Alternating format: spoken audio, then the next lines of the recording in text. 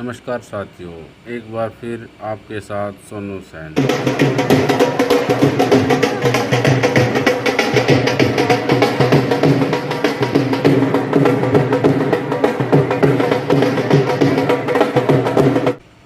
Para खिलाड़ी Krishna San समानिया की जुबानी। आपको बहुत बहुत मुबारक हो, आपने देश को मेडल दिया है। थोड़े इस विषय में आप थोड़ा विस्तार से बताएं। जी, मेरा नाम सैन कृष्ण समानिया है।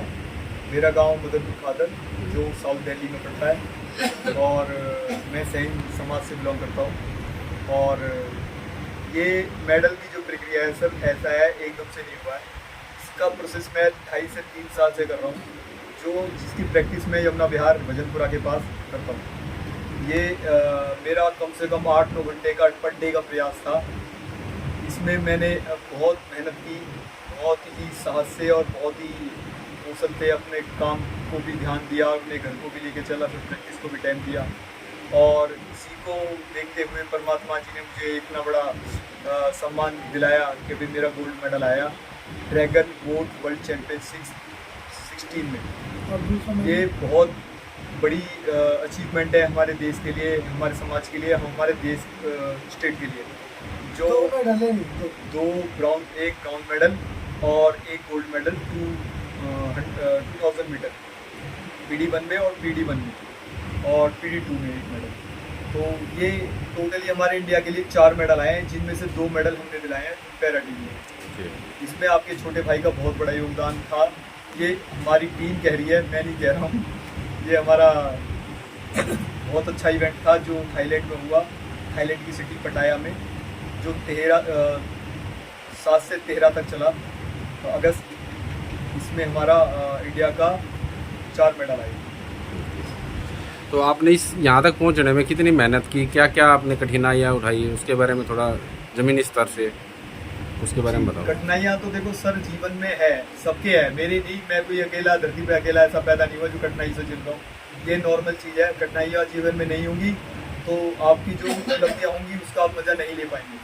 और सच्चाई तो ये है कि कठिनाइयों के साथ जो लड़े उसमें जो मज़े आए और उसमें जो फतेह हासिल हो उसका एक मज़ा अलग ही होता है, जो मैं एंजॉय कर रहा हूँ और मैं एंजॉय करना चाहता हूँ इसको आगे भी। एंजॉय का ऐसा है कि सर मैं कोई भी काम करता हूँ ना, अपना एंजॉय करता हूँ।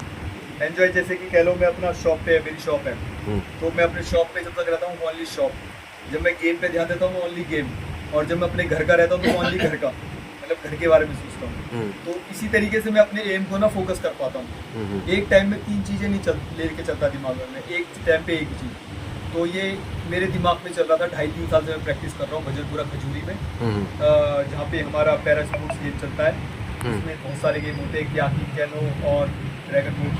ये ड्रैगन बोट जो हमारा वर्ल्ड चैम्पियनशिप है, इसमें मैंने स्टार्टिंग की थी 2.5-3 साल पहले। तो उसमें पहले मैंने स्टेट लेवल पे जीता, ठीक है, 2 मेडल। उसके बाद नेशनल लेवल पे जीते 2 मेडल, सिल्वर मेडल आए जो मोतिहारी में बिहार में हुए थे वहाँ पे। उसके बाद सिलेक्शन हुआ मेरा यहाँ पे प्रैक्टिस के लिए, कोलकाता चल रहा था ट्रेनिंग सेंटर, वहाँ पे उन्होंने मेरा नाम दिया, सिलेक्शन हुआ। उसके बाद मुझे पता लगा भाई इंडियन टीम की सिलेक्शन के लिए नाम जा रहे हैं, तो उसमें भी मैंने मेहनत करी। उसमें भी कोच साहब ने मेरा एफर्ट करा कि भी लड़का बहुत मेहनती है और इसका नाम जाना चाहिए। तो वहाँ के जो बेस्ट कोच थे इंडियन टीम के, उन्होंने मेरा नाम भी दिया, मेरे को बारीकियों से ध्यान दिया मेरे ऊपर। उन्होंने कुछ अच्छा लगा होगा, भगवान जाने उनको। उन्होंने मेरा नाम चयन के लिए दिया, फिर इंडियन टीम में मेरा नाम सिलेक्शन हुआ। उसके बाद ये टीम जाने वाली थी थाईलैंड। 168 बच्चों में से 60 बच्चे सिलेक्ट होने थे। 60 बच्चों में तुम्हारे छोटे भाई कृष्ण सैन का नाम आया। इसके लिए मेरे को इंडियन टीम में जगह मिली। ये इंडियन टीम के लिए खेलना मेरे लिए एक सपने जैसा था, सपना होता है। और इसके लिए मैंने फिर रात दिन जान लगा दी पूरी और मेहनत डबल कर दी। उसके बाद हमारा जो सिलेक्शन हुआ पटाया जाने के लिए, थाईलैंड के लिए, तो उसमें मेरा नाम आया, जिसको लेके कोच साहब ने कहा कि भाई अब जो आपने मेहनत करी है वो ठीक है, लेकिन उससे भी 3 गुना मेहनत करनी है, क्योंकि ये वर्ल्ड चैम्पियनशिप है, कोई स्टेट और नेशनल नहीं है। इसमें आपकी वर्ल्ड की टॉप टीम आएंगी और इसको बीट करने का मतलब समझो सपना देखना। तो सपने से बाहर निकलो और अच्छे से मेहनत करो। हार जीत मायने नहीं रखती, आप लड़े कैसे ये मायने रखता है। आप हारे मायने नहीं रखता, आप हारे कैसे वो मायने रखता है। और हमने यही हौसला अपने मन में रखा कि गोल्ड चाहिए ओनली। हमारा फोकस ओनली गोल्ड पे था। लेकिन हमारा जो 7 से 13 तक जो इवेंट चला था ये थाईलैंड में, वहाँ पे 5 दिन बीतने के बाद हमारे हाथ एक भी मेडल नहीं था। ओनली 7 दिन का इवेंट था। 5 दिन बीतने के बाद हमारे हाथ में एक भी मेडल नहीं था। छठे दिन हमारे पास ब्रॉन्ज मेडल आता है, जिसमें मैं भी था उस टीम में। 10 सीटर जो स्टैंडर्ड बोट होती है उसमें मेरा नाम था, उसमें ब्रॉन्ज मेडल आया। और ये हमारे लिए बहुत गर्व की बात थी कि छठे दिन हमारा गोल्ड मेडल ब्रॉन्ज मेडल आ रहा है, और वो भी हमारे कोच साहब कह रहे हैं कि तुम्हारा मेडल आ गया, ये बहुत बड़ी बात है।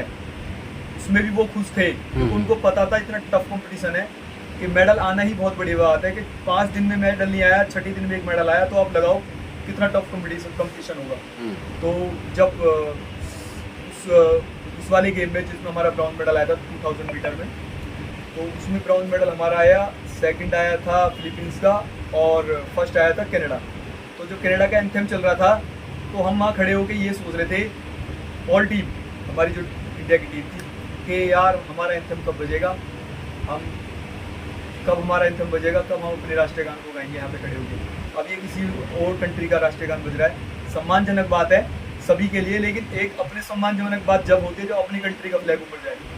तो मन में यही था कि ठीक है, हम अगली बार जब यहाँ पे खड़े होंगे तो गोल्ड के साथ खड़े होंगे, ताकि हमारा एंथम बजे और हमारा ये सब जितने भी कंट्री के लोग हैं सब इसको सम्मानपूर्वक देखें और सम्मान दें। तो नेक्स्ट डे भगवान ने हमारी सुनी।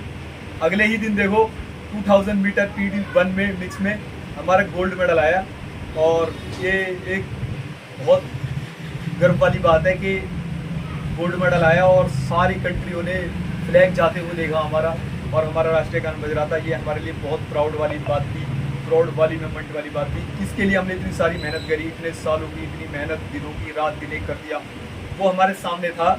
और मुझे लगता है उससे अच्छी मेरे लिए जीवन में अचीवमेंट कभी नहीं हो सकती, और किसी भी भारतीय के लिए इतनी बड़ी अचीवमेंट नहीं हो सकती कि हमारा फ्लैग जा रहा है। उससे बड़ी अचीवमेंट नहीं हो सकती कि गोल्ड आ रहा है। उसके लिए मैं अपने सारे कोच, अपने सारे मैनेजमेंट और अपने सारे परिवार, अपने समाज, अपने देश, अपने स्टेट, सबको तहे दिल से धन्यवाद देता हूँ। और सभी प्लेयरों को भी कॉन्ग्रेचुलेशन बोलता हूँ, जिनके मेडल आए और जिनके नहीं आए उनको भी कॉन्ग्रेचुलेशन बोलता हूँ कि ऐसी मेहनत करते रहो, आगे जरूर आएगा। भगवान के घर देर है, अंधेर नहीं है। और मैं अपनी गवर्नमेंट से भी यही कहना चाहता हूँ कि ज़्यादा से ज़्यादा प्लेयरों पर फोकस करें। मेडल दूर नहीं है, बस आपकी नज़रों से वो दूर है। जब आपकी नज़रें उन पे जाएंगी ना, तो मेडल आपके हाथ में होगा सर। और ऐसे ही सारे प्लेयरों को जैसे अब तक आप सपोर्ट करते हैं, सारी सरकारों से कहना चाहता हूँ, दिल्ली सरकार, केंद्र सरकार, मोदी जी, केजरीवाल जी, और जितने भी स्टेट के सब प्लेयर हैं, सब मेहनत कर रहे हैं। आप सब उन पर ध्यान दें। ये हमारे देश के लिए गौरव की बात है कि वो आपके देश के, आपके स्टेट के लिए मेडल ला रहे हैं। रात दिन नहीं कर रखा, परिवार नहीं देख रहे, अपने आप को नहीं देख रहे, सेहत नहीं देख रहे, अपनी कमाई नहीं देख रहे, खून नहीं देख रहे, पसीना नहीं देख रहे। ये बहुत बड़ी बात है। बस जागरूक आप हैं, थोड़े और हो जाइए, प्लेयरों के ऊपर ध्यान दीजिए। मेरी आप सबसे हाथ जोड़ के रिक्वेस्ट है। ये सब आपके पीछे हैं, ये सारे प्लेयर आपसे बहुत सारी उम्मीदें लगा के बैठे हैं। बस थैंक यू। एक चीज़ मैं आपके साथ और शेयर करना चाहता हूँ। कृष्ण सेन की पूरी टीम को अभी तक सरकार ने कोई भी प्रोत्साहन राशि या उनसे कोई बातचीत करने तक का कोई